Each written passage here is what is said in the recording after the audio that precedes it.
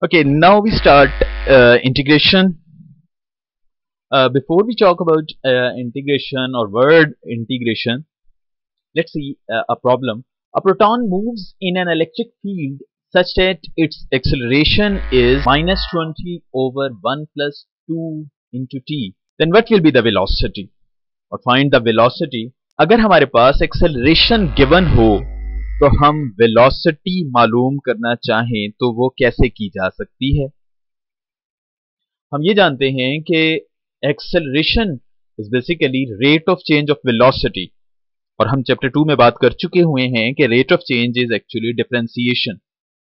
इसका मतलब हुआ कि वेलोसिटी से अगर हमने एक्सेलरेशन मालूम करना है तो हम सिंपल डिफरेंशिएशन कर लेंगे, लेकिन अगर हमारे पास एक्सेलरेशन है और हम वेलोसिटी मालूम करना चाहें तो फिर कौन सा प्रोसेस अप्लाई करेंगे कि जिसके जरिए हम वेलोसिटी फाइंड कर सकें। Similarly, the electric current in a computer circuit as a function of time is I is equal to 0.2 minus 0.3 into t.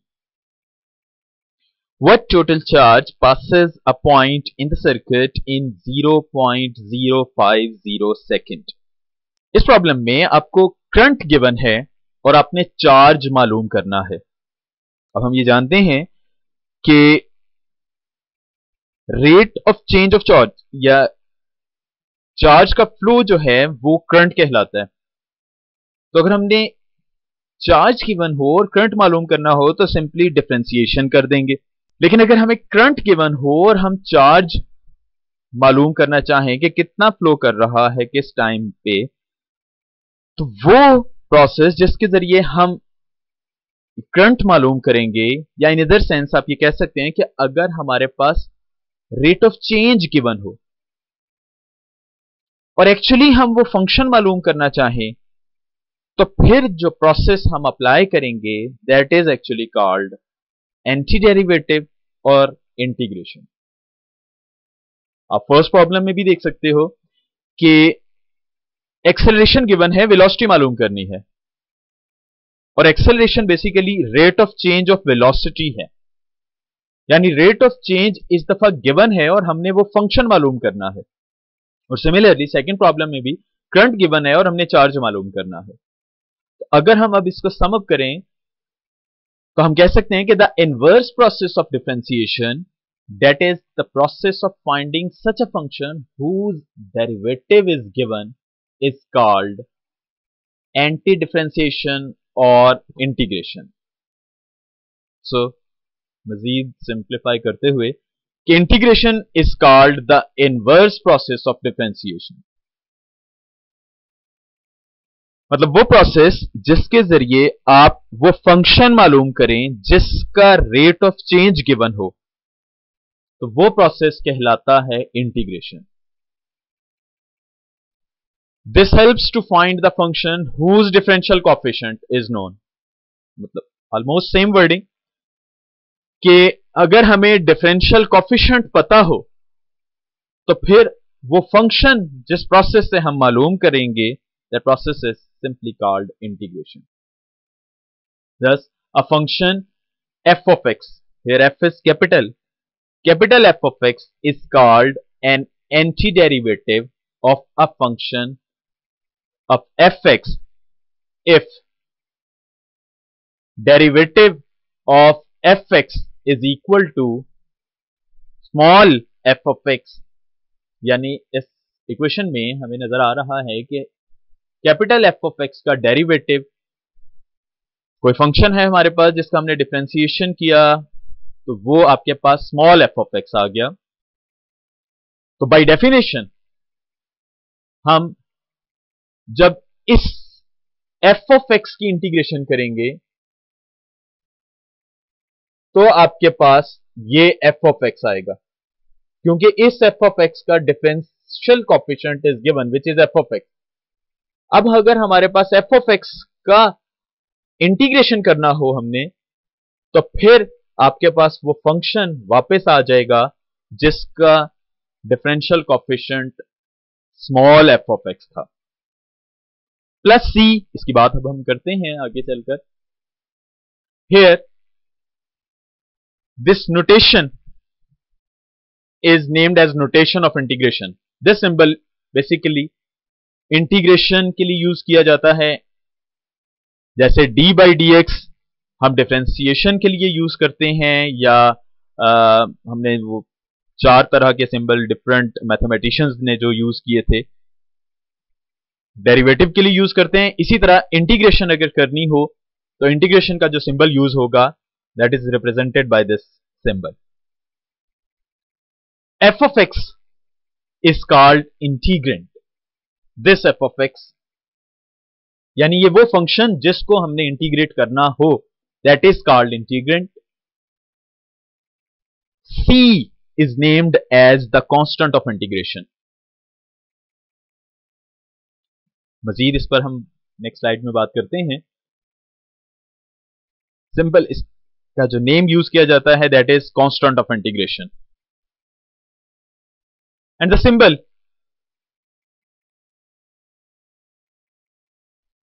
this with dx indicates that integrand is to be integrated with respect to x. This d of x, dx represent कि हमारे पास जो function है उसको हमने x के लिहाज से integrate करना है। जैसे हम d by dx करते थे तो फंक्शन डिफरेंशिएट होता था विद रिस्पेक्ट टू x, और अगर d by dt करते थे तो फंक्शन डिफरेंशिएट होता था विद रिस्पेक्ट टू t। तो यहां पर dx रिप्रेजेंट कर रहा है कि ये इंटीग्रेट करना है ये function. This dotted representation represent कर रही है कि यहां पर कोई फंक्शन होगा जिसको इंटीग्रेट किया जा रहा है with respect to x। Note d by dx and this representation are inverse operations of each other. यानी अगर हमने किसी f of x को डिफरेंशिएट किया, जो आंसर आया उसको हमने इंटीग्रेट किया तो आपके पास वही फंक्शन दोबारा आ जाएगा। लिहाजा डिफरेंशिएशन और इंटीग्रेशन इनवर्स ऑपरेशंस हुए एक दूसरे के।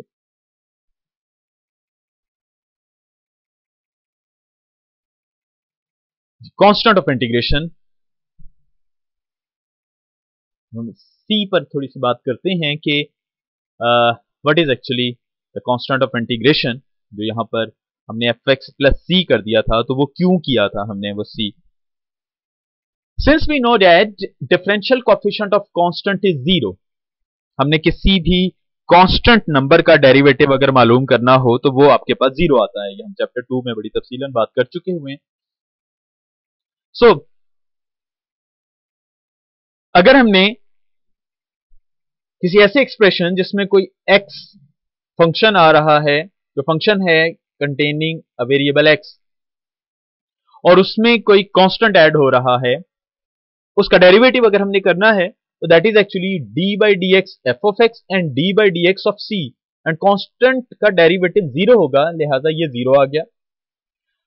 अब simply d by dx f of x का हुआ, और वो आपके पास कोई से फंक्शन आया जिसको हमने नेम एलोकेट कर दिया स्मॉल f of x के नेम से। अब इस एक्सप्रेशन से हम ये कह सकते हैं कि अगर हम fx प्लस c का डेरिवेटिव करें या fx का करें, बिकॉज ये तो 0 हो गया, अगर fx प्लस c का डेरिवेटिव करें या f of x का करें, इन दोनों का डेरिवेटिव f of x है। अब बाय डेफिनेशन हम जानते हैं कि अगर हम इस f of x का इंटीग्रल करें, इंटीग्रेट करें इस f of x को, तो आपके पास ये f of x भी आ सकता है या f of x plus c भी आ सकता है, क्योंकि हम ये बात कर चुके हैं कि डिफरेंशिएशन और इंटीग्रेशन इनवर्स ऑपरेशंस हुए। तो अगर हमने इस फंक्शन का डेरिवेटिव किया या सिंपली f of x का किया, दोनों का आंसर f of x आ रहा है, क्योंकि c का डेरिवेटिव 0 हो गया। तो ये खत्म हो गया ये वाला पोर्शन। अब आपके पास बचा fx प्लस c, चेंज हो गया सिर्फ f of x में, f of x के डेरिवेटिव में एक्चुअली। तो फिर f of x का डेरिवेटिव और f of x plus c का डेरिवेटिव f of x से रिप्रेजेंट किया जा रहा है। अब by using definition of integration, अगर हम f ऑफ x की इंटीग्रेशन करें तो आपके पास fx भी आ सकता है, यानी जिसमें कोई कांस्टेंट ना हो, और f of x plus c भी आ सकता है जिसमें कोई भी कांस्टेंट हो सकता है। लिहाजा यही वही बात कि अगर इंटीग्रेट करेंगे f ऑफ x dx को तो ये आ गया आपके पास fx plus c। This shows that fx and fx plus c are both integrals of the same function f of x। यही जो अभी हम बात करके आए हैं कि अगर हम इस फंक्शन को इंटीग्रेट करें तो बाय डेफिनेशन fx प्लस 0 यानी सिर्फ f ऑफ x या fx प्लस c ये दोनों आ सकते हैं। तो ये लाइन यही रिप्रेजेंट कर रही है कि this shows that fx and fx plus c are both integrals of the same function fx। Thus for derivative for different value of c we obtain different integrals of fx। अगर हम c की different values दे दें, यानी अगर ये suppose 1 है, 2 है, 3 है, तो आपके पास डिफरेंट इंटेग्रल्स आ जाएंगे। This implies that the integral of fx is not definite because c may be any number. Due to this, f of x is called the indefinite integral of fx। कोई c की definite specific value नहीं है हमारे पास, तो फिर जब तक ये c की सूरत में मौजूद रहेगा जिसमें कोई फिक्स कांस्टेंट नहीं आ रहा, तो फिर ये इनडेफिनिट वैल्यू रहेगी। लिहाजा ये इंटेग्रल कहलाएगा इनडेफिनिट इंटेग्रल।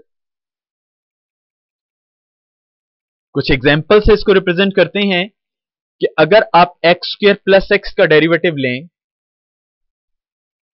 तो सिंपली पावर रूल यूज करते हुए एक्स स्क्वायर का डेरिवेटिव 2x और x का डेरिवेटिव 1, तो एक्स स्क्वायर प्लस एक्स का डेरिवेटिव 2x प्लस 1 आ गया। अब बाय डेफिनेशन अगर हम 2x प्लस 1 का इंटेग्रल करें, वो कैसे करना है वो अब हम आगे टेक्निक सीखेंगे, लेकिन फिलहाल सिर्फ डेफिनेशन यूज करते हुए कि अगर इसकी इंटीग्रेशन की जाए तो फिर आपके पास एक्स स्क्वायर प्लस एक्स आना चाहिए। लिहाजा इसको रिप्रेजेंट किया कि 2x प्लस 1 की इंटीग्रेशन करें हम, this one is the symbol of integration with respect to x because this function containing a variable x। लिहाजा इसकी इंटीग्रेशन करें तो आपके पास एक्स स्क्वायर प्लस एक्स आना चाहिए बाय डेफिनेशन। या अगर आप x square plus x plus 5 की डिफरेंशिएशन करें तो आपके पास डेरिवेटिव अगेन 2x प्लस 1 आएगा, क्योंकि एक्स स्क्वायर का डेरिवेटिव 2x, x का डेरिवेटिव 1 और 5 का डेरिवेटिव 0। लिहाजा 2x प्लस 1 आया, फंक्शन चेंज कर दिया लेकिन डेरिवेटिव चेंज नहीं हुआ। और अगर हम इस फंक्शन की इंटीग्रेशन करें, ये जो रिप्रेजेंट किया जा रहा है 2x प्लस 1, तो फिर आना चाहिए x square plus x plus 5, सिर्फ इसकी डेफिनेशन यूज करते हुए। ये भी फिक्स नहीं है ये कांस्टेंट, ये कुछ भी हो सकता है, लेकिन सिर्फ इस एक्सप्रेशन को अगर हम देखें, ये एक्सप्रेशन है हमारे पास, इसको अगर हम व्यू करें तो डेफिनेशन यूज करते हुए हम कह सकते हैं कि अगर इसका डेरिवेटिव 2x प्लस 1 है तो इसकी इंटीग्रेशन फिर x square plus x plus 5 होगी, क्योंकि ये रिप्रेजेंट की जा रही है। अगर ये x square plus x minus 3 हो जाए फंक्शन, अब अगर आप डिफरेंशिएट करें इसको तो अगेन डेरिवेटिव एक्स स्क्वायर का 2x और x का 1 यानी 2x प्लस 1 ही आएगा, क्योंकि माइनस 3 का डेरिवेटिव तो 0 हो गया because of constant number. Again definition use करते हुए कि अगर हम इंटीग्रेट करें 2x प्लस 1 को तो फिर इसकी इंटीग्रेशन आनी चाहिए x square plus x minus 3। अब यहां पर डिफरेंट फंक्शंस हैं, डेरिवेटिव एक ही आ रहा है। अब डिफरेंट फंक्शन को अगर हम इंटीग्रेट करें तो आपके पास 3 डिफरेंट एक्सप्रेशन आ रहे हैं और वो सिर्फ डिफर कर रहे हैं इस कांस्टेंट नंबर से। यहां पर ये कांस्टेंट 0 के तौर पर आ रहा है, और यही हम प्रीवियस स्लाइड में बात करके आए हैं कि ये कांस्टेंट कोई डेफिनेट वैल्यू नहीं दे रहा। पहले केस में ये 0 है, दूसरे केस में 5 बना और तीसरे केस में ये -3 की सूरत में आया। लिहाजा हम इस तमाम को सम अप करें तो फिर 2x प्लस 1 को हम कह सकते हैं इंटीग्रेट करने के बाद आपके पास आएगा x square plus x plus C, और ये 3 एक्सप्रेशन को देखते हुए हम कह सकते हैं कि C फर्स्ट केस में 0 बना, दूसरे में 5 और तीसरे में -3 बना, where C is arbitrary constant and can be found if further information is given। ये C हम पर्टिकुलरली मालूम कर सकते हैं कि एक्चुअली ये 5 है, 0 है या 3 है, अगर हमें फर्दर इंफॉर्मेशन गिवन हो। अब ये फर्दर इंफॉर्मेशन क्या है, इस पर हम आगे चलकर बात करेंगे। आपके पास 3.8 जो इसकी लास्ट एक्सरसाइज है, हम थोड़ा सा इस पर डिस्कस करेंगे कि ये पर्टिकुलर कांस्टेंट मालूम किए जा सकते हैं अगर फर्दर इंफॉर्मेशन गिवन हो आपके क्वेश्चन में। फिलहाल हम बात यहीं तक रखते हैं कि आपने अगर किसी भी फंक्शन को इंटीग्रेट करना है तो आपके पास ये कांस्टेंट ऐड होगा और ये कांस्टेंट ऑफ इंटीग्रेशन कहलाता है। सिर्फ ये डेफिनेशंस पर देखते हुए कि हमारे पास डिफरेंशिएशन ऑफ डिफरेंट फंक्शंस एक ही आ रही है और फिर हम इसको अगर इंटीग्रेट करें तो ये कांस्टेंट कुछ भी हो सकता था, इसलिए हम नहीं जानते कि ये क्या है, तो फिर हम सिंपली ये C ऐड करवा देते हैं। ये C मालूम किया जा सकता है कि एक्चुअली ये क्या -3 था या 5 था या 0 था, ये जरूर मालूम किया जा सकता है, लेकिन मजीद इसके लिए इंफॉर्मेशन की जरूरत होती है जो कि क्वेश्चंस में गिवन होता है। वहां से हम ये मालूम कर सकते हैं कि ये C एक्चुअली था क्या।